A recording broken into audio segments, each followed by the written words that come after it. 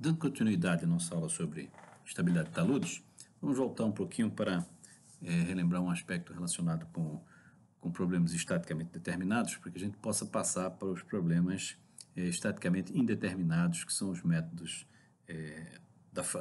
de Bishop, de Spencer e outros. Vamos imaginar que nós temos aqui um plano, uma quantidade de solo aqui nele. Esse solo tem um peso que induz aqui uma força cisalhante, e nós temos aqui também uma força normal atuando nele. Então, conhecendo a magnitude do peso e a direção dele, e também a direção e o sentido da força normal e da tangente, pelo diagrama de forças, nós podemos determinar as quantidades T e N. E aí podemos calcular com isso o fator de segurança, que é representado pelos esforços que estão disponíveis e aquele que está induzindo a ruptura. Então nós teríamos aí esse fator de segurança. Se quisermos calcular isso algebricamente, também podemos apresentar essa expressão função de alfa, tangente de φ, não necessariamente filinha, né? Porque nós, no momento, estamos considerando que não tem água envolvida, vamos considerar aqui genericamente, que são de alfa. Então, nós podemos resolver o problema diretamente. Né? No caso do problema estaticamente indeterminado, vamos observar esse desenho aqui à esquerda, onde nós temos um talude que está com a superfície de ruptura marcada aqui, identificada nessa linha vermelha, que nesse caso está considerada como se fosse uma poligonal. É uma aproximação que nós estamos fazendo já da superfície circular. Então aqui nós estamos dividindo em lamelas, no caso aqui nós temos 1, 2, 3, 4, 5 lamelas, e as forças que estão envolvidas nessa lamela estão indicadas nessa outra figura aqui. Nós temos aqui a massa de solo com seu peso, temos uma força normal, né, e uma força tangencial atuando, temos as forças laterais que estão atuando em cada uma dessas lamelas e as forças cisalhantes também que estão atuando em cada uma dessas lamelas. Bom, então cada uma dessas lamelas eu posso apresentar três equações, né? O somatório das forças horizontais, o somatório das forças verticais e a somatória dos momentos em um determinado ponto. Isso faz com que nós tenhamos três equações. Né? Então, se nós formos verificar quais são as grandezas que nós conhecemos, nós temos aqui o fator de segurança, que está relacionado com T, relacionado com a tensão cisalhante, que nós estamos assumindo que é um valor único para todas as lamelas, né? Isso também é uma aproximação, não é necessariamente verdadeiro. Também não conhecemos a grandeza N, não conhecemos a força lateral, nem a força entre lamelas, nem a posição onde se encontra a força horizontal. Com isso, nós temos aí uma quantidade 4n menos 2, n é o número de lamelas, de grandezas desconhecidas. Isso faz com que nós não consigamos resolver o problema. Né? Então, é necessário estabelecer algumas hipóteses sobre as forças entre lamelas. Então vamos analisar agora esse método das lamelas, começando de uma forma mais simplificada. Esse método nós vamos utilizar superfícies circulares e no primeiro momento, vamos considerar que o ângulo de atrito é zero. Vocês já sabem que essa implicação, essa consideração do ângulo de atrito igual a zero, significa que a solicitação que vai haver no talude é uma solicitação não drenada, que demanda, então, o parâmetro do solo, que é a resistência não drenada.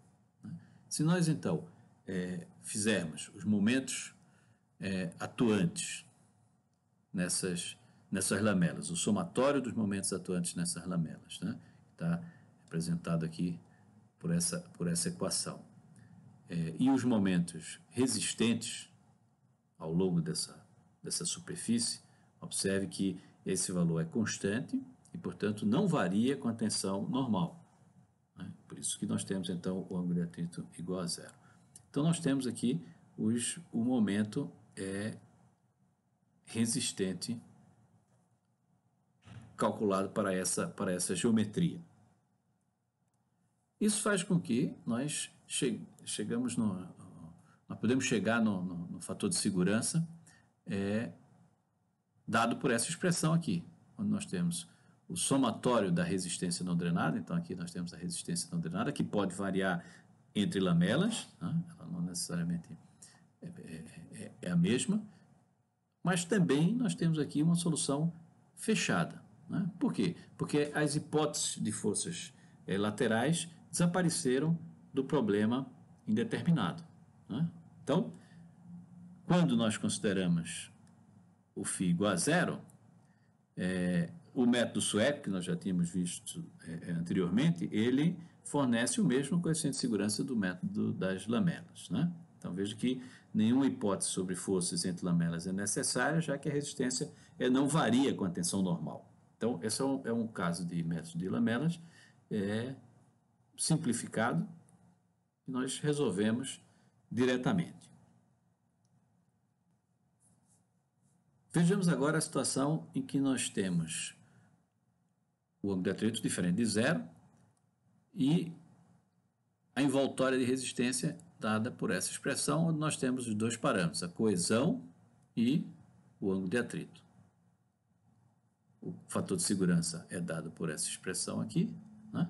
E nós vamos, então, verificar que esse problema é um problema estaticamente indeterminado por conta da dificuldade em eu determinar a tensão normal nessa equação. Então, o método de Bishop simplificado, ele faz algumas hipóteses para que nós possamos resolver o problema, né? Então, o método, ele satisfaz o equilíbrio de momentos em relação ao centro do círculo, né? Então, nós temos aqui o talude, e essa superfície tem um centro aqui desse círculo que nós estamos considerando. Então, esse raio, né? Esse raio aqui que nós temos aqui é o que nós temos que considerar nesse cálculo do momento. O equilíbrio de força é considerado apenas na direção vertical, né? E assume-se que as forças interlamelas, elas são horizontais, né? desprezando qualquer inclinação que possa haver entre elas, né? Lembrando mais uma vez que quando se assume φ igual a zero, como nós fizemos anteriormente, ele volta àquele método comum. Então, se nós fizermos esse somatório de forças na direção vertical, nós temos essa equação aqui. A resistência ao cisalhamento, a força resistente, cisalhante, melhor dizendo, dada por essa expressão aqui, que aí entra a tensão cisalhante multiplicada pela largura da lamela, e a resistência disponível, que aí vai incluir o fator de segurança, né? Então, essa resistência disponível está associada, então, com as características do solo, e nós temos essa relação para a resistência ao cisalhamento, expressa agora em termos de tensões efetivas, onde entra, então, a força equivalente à pressão da água, né? Então, combinando essas equações, nós chegamos numa expressão para a força normal, e em termos de tensão efetiva nós temos essa expressão para tensão efetiva atuante em cada lamela. Fazendo uma combinação dessas expressões, nós chegamos a essa expressão para o fator de segurança. Né? Veja que eu tenho o fator de segurança neste lado da equação e também tenho o fator de segurança deste lado da equação. Então, eu vou ter que fazer um cálculo interativo para determinar o fator de segurança pelo método de Bishop. Mais uma vez, lembrando, se nós considerarmos o carregamento não drenado, a expressão passa a ser essa e eu posso calcular diretamente o fator de segurança. Então, vejamos um exemplo do método de Bishop, que antigamente se fazia usando esse tipo de planilha que nós estamos mostrando aqui e usando a calculadora. Né? Então, nós temos aqui o nosso talude, está aqui o talude aqui indicado, né? E já uma superfície de ruptura a se calcular. Essa superfície aqui tracejada, cujo raio está indicado aqui. Né? Então, foi dividido aí em 6 lamelas. Existe um nível d'água aqui atuando, né? Vocês estão vendo aqui que tem um nível de água aqui, estabelecendo um fluxo próximo ao talude. Né? Esse fluxo próximo ao talude gera poropressões ao longo de parte da superfície de ruptura, que tem que ser considerado no cálculo da estabilidade. Então, o que se faz? Se divide nas lamelas, determina-se por meio gráfico a geometria do problema, né? A espessura da camada, a espessura das lamelas, o peso, qual é a poropressão que está atuando aqui. Então, em qualquer uma das lamelas, se você pegar essa lamela, vamos imaginar que seja essa lamela 4, né? Qual é a poropressão que está atuando aqui? Então, a poropressão que está atuando aqui na lamela 4 ela é dada por essa altura aqui. Se eu colocar um piezômetro, se eu colocar aqui um piezômetro,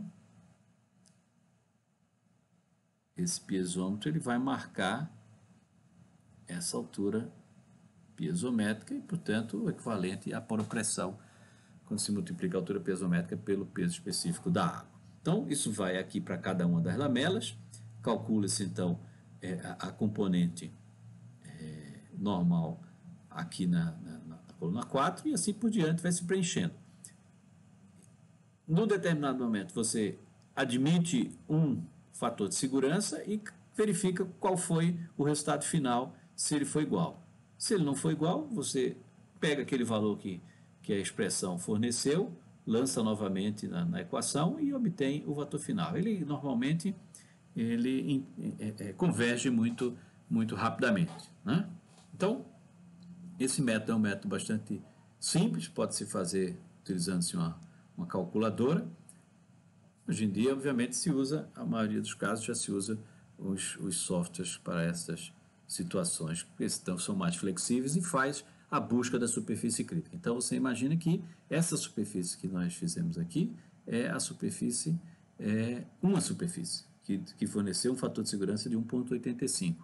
Podem existir outras superfícies que forneçam coeficientes de segurança menores. Né? Então, se eu fizer uma outra superfície aqui ou uma outra superfície aqui, eu vou ter coeficientes de segurança diferentes. E eu preciso, então, buscar qual é o coeficiente de segurança mais baixo. Hoje, os softwares fazem uma busca e a interação do operador com o software também permite uma busca controlada para melhor caracterizar essa superfície crítica.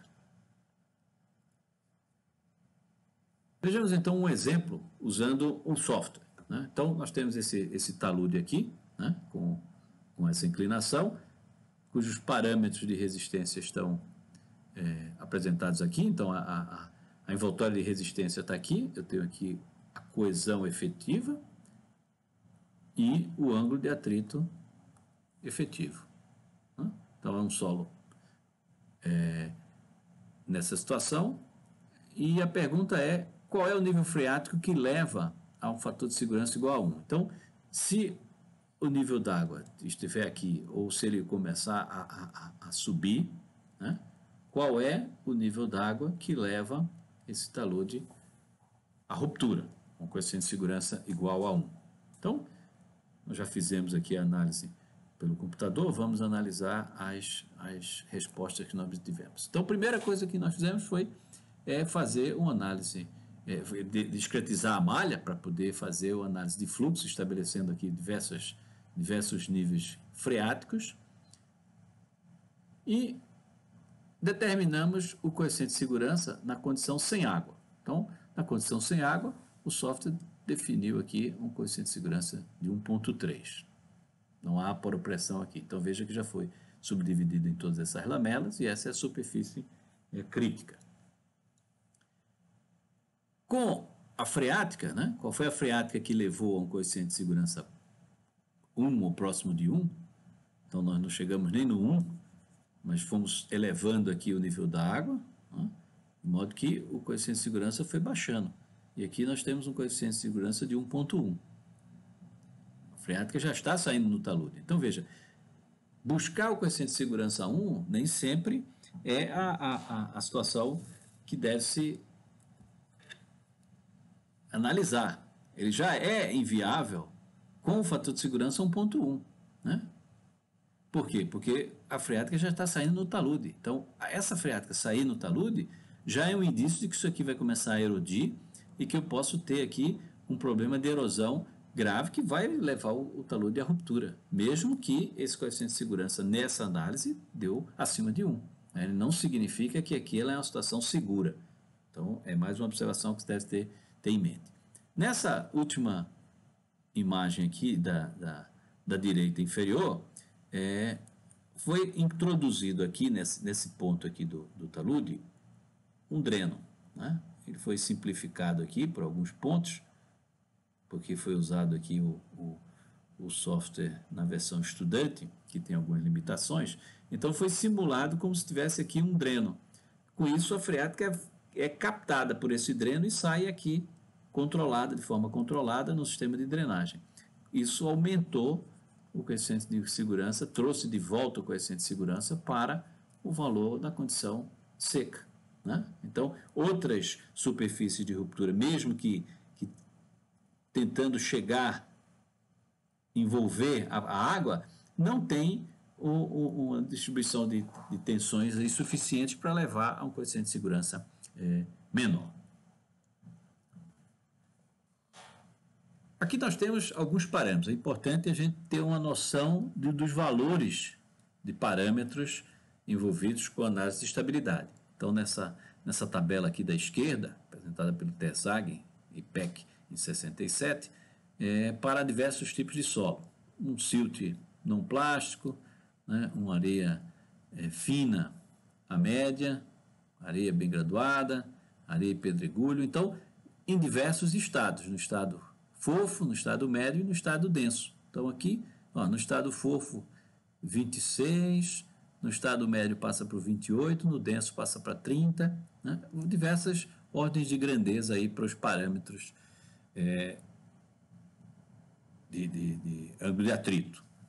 Nessa outra tabela aqui da direita, nós temos uma quantidade maior de solo, inclusive com solos compactados e solos residuais, né? E nós temos a coesão do material, variando aí de 0 até valores com 37, o ângulo de atrito desses solos e também o ângulo de atrito relativo à sucção. Lá no começo do nosso curso, quando nós falamos de resistência ao saneamento, nós vimos que a condição de um talude, quando está não saturado, ele empresta para o solo uma coesão aparente, e essa coesão aparente varia de acordo com o valor da sucção. E como varia essa resistência com a sucção, é dada por esse parâmetro φB, que é menor do que o φ' quando o solo já está na condição não saturada. Então é importante nós termos em mente esses valores de ordem de grandeza deles. Agora, o que fazer para evitar ou controlar os problemas em taludes? Vamos aqui olhar alguns exemplos de rodovias. Uma rodovia aqui, tirantes, né? Eu posso colocar tirantes aqui, mesmo quando nesse caso aqui trata-se de uma imagem mais relacionada com rocha, né? Mas eu posso fazer a mesma coisa com um talude, colocar tirantes para aumentar a resistência do maciço, né? Isso é muito comum nas estradas aqui do Brasil e do mundo afora, esse tipo de solução. Outro exemplo de solução de problemas, às vezes de remediação de problemas, é a instalação de drenos, né? Então, perfura-se drenos no solo para fazer exatamente aquilo que aquele nosso exemplo mostrou. Eventualmente, você tem aqui um nível freático vindo aqui e você instala o dreno e o nível freático capta essa freática, controlando a saída de água aqui no talude, né? Então, esses drenos são feitos de tubos de PVC ranhurados e saem assim. Vocês encontram isso em vários locais aí, nas diversas estradas, sempre com um sistema de controle de saída dessa água aqui para o sistema de drenagem principal, né? É importante ter esse controle também. Então, você veja que a quantidade pode ser bastante grande desses drenos nesses taludes.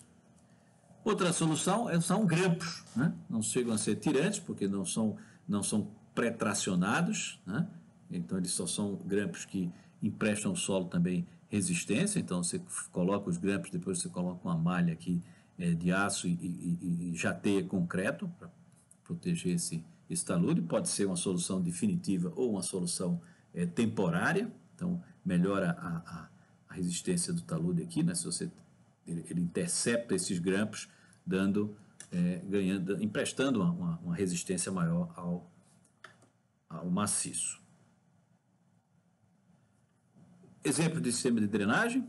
Então, naquele caso ali, nós estávamos vendo aqui o sistema de drenagem de drenos subsuperficiais. Então, nesse caso aqui é o que nós temos. Então, existem aqui drenos que estão instalados aqui, né? E eles saem nesses sistemas de drenagem e é captado pelo sistema de drenagem principal, né? Então, é muito importante esse sistema de drenagem, e também é muito importante o sistema de drenagem, como aparece aqui nessa outra figura, o sistema de drenagem superficial, que vai captar as águas para evitar a erosão e também minimizar as infiltrações dos taludes, né? Então, aqui, proteção, você já vê aqui que tem alguns drenos, né? Provavelmente tem alguns grampos aqui, e o talude sendo protegido com vegetação. Então, já existe também alguns produtos que você cobre o talude para facilitar a revegetação do talude depois de implantada alguma medida de remediação. Outra situação são solos reforçados, né? Eu posso fazer aterros e colocar dentro do meu aterro reforços geossintéticos, tanto pode ser mantas como podem ser tiras, né? Essas mantas, elas também vão emprestar ao solo uma resistência quando a superfície interceptar esses materiais geossintéticos. Eles também servem de material para melhorar a resistência do maciço. Para finalizar essa nossa incursão pela análise de estabilidade, queria reforçar alguns aspectos com relação às análises de estabilidade. Então, como eu disse, hoje se utiliza softwares, e os softwares você erra numa velocidade muito maior do que quando você fazia com a calculadora as análises. É preciso entender bem todos os processos envolvidos, né? Não só pensar no equilíbrio de forças. Nós temos que entender quais são os possíveis mecanismos que podem induzir a alteração nos sistemas de força envolvidos, tanto nas forças que estão mobilizando o seu maciço, quanto nas forças que estão resistindo a isso, as esforços do solo. Então, nessa figura aqui, ela é bastante dramática por isso. Então, é uma casa aqui no litoral, né? Então, sujeita à ação de ondas, erosões, você tem tipos de solos diferentes, você tem fluxos em pontos diferentes, né? Erosões superficiais, escoamento superficial. Então, na análise de estabilidade, você pode chegar a resultados de fatores de segurança adequados se você não considerar todos os problemas envolvidos. Né? Então, você tem que considerar todos os fatores envolvidos e ainda assim chegar a fatores de segurança adequados para o problema.